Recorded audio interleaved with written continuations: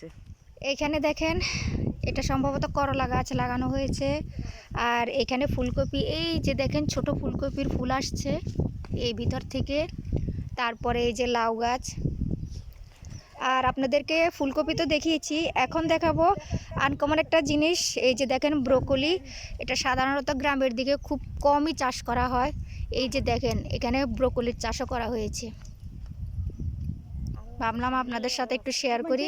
এই যে এখানে কুমড়ো গাছ লাগানো আছে, এর ফাঁকে ফাঁকে এই যে আরেকটা ব্রোকলি।